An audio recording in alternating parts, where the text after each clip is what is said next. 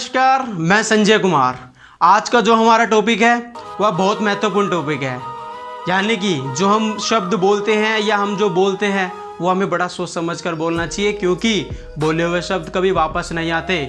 शब्दों का वजन तो बोलने वाले के भाव पर आधारित है। कोई शब्द मंत्र बन जाता है तो कोई शब्द गाली बन जाती है। इंसान जन्म के 2 साल बाद बोलना स्टार्ट कर देता है, लेकिन बोलना क्या है इसको सीखने में पूरी ज़िंदगी निकल जाती है।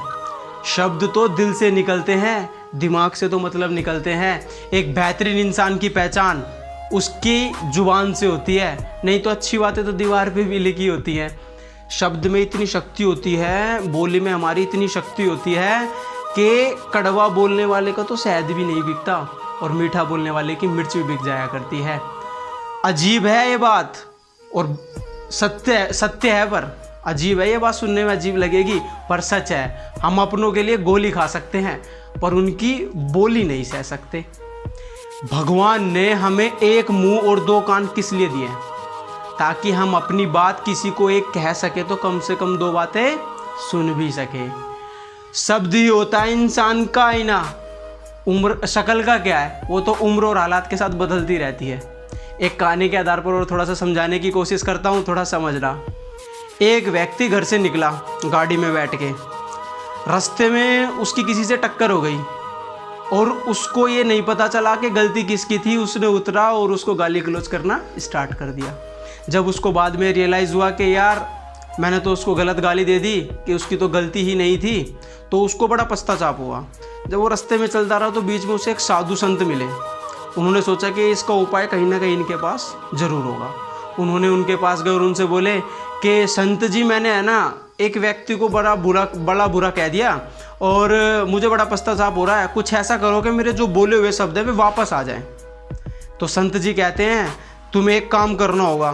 तो बोलते हैं बताओ क्या? वो कहते हैं देखो सामने तुम्हें एक बगीचा दिखाई दे रहा है, वहाँ पर जाओ और जितने भी तुम्हें पक्षियों के पंख दिखाई देना वो सारे इकट्ठा करके मेरे पास ले आओ। वो चला जाता है, इकट्ठा करके है ना संत जी के पास ले आता है और बोलता है संत जी आप बताओ क्या करना है? संत जी कहते हैं अब इनको लो, एक चौराहे पर रखकर वापस मेरे पास आओ। वो जाता है, एक चौराहे पर रखकर वापस आ जाता है। संत जी से बोलता है अब बताओ क्या करना है? संत जी कहते हैं अब कुछ नहीं करना, दोबारा जाओ, जो चौराहे पर पंख रखे थे ना उन्हें वापस मेरे पास लेकर आओ। वो कहता है कि संत जी ये तो असंभव है, मैं उन्हें कैसे वापस ला सकता हूँ, वो तो उड़ गए होंगे। संत जी कहते हैं इसी प्रकार जब हम बोलते हैं ना तो हमारे बोले हुए शब्द वापस नहीं आ सकते। इसलिए किसी को भला बुरा बोलते हैं ना, उसको बोलने से पहले हमें सोचना चाहिए। ये पुरानी कहावतें गलत नहीं कही गई हैं कि पहले तोल फिर बोल, क्योंकि हम किसी को भला बुरा बोल तो देते हैं, बाद में पश्चाताप तो करने से कोई फ़ायदा नहीं। इसलिए पहले सोचना चाहिए फिर बोलना चाहिए हमें।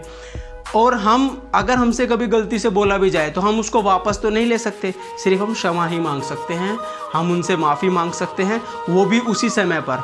लेकिन क्या है, आजकल का जो दौर है उसमें हम कुछ भी गलत तो बोल देते हैं, लेकिन क्षमा मांगते वक्त हम अपने एक एरोगेंट यानी कि घमंड पर आ जाते हैं कि कहीं मेरी इज्जत ना ख़राब हो जाए।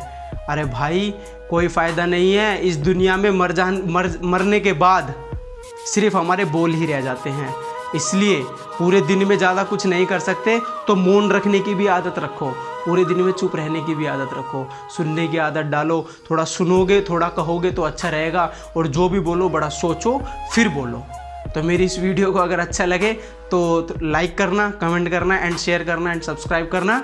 और ऐसी मोटिवेशनल वीडियो आगे बनती रहेंगी। कोशिश करेंगे कि आप लोगों को थोड़ा थोड़ा मोटिवेट करते रहें।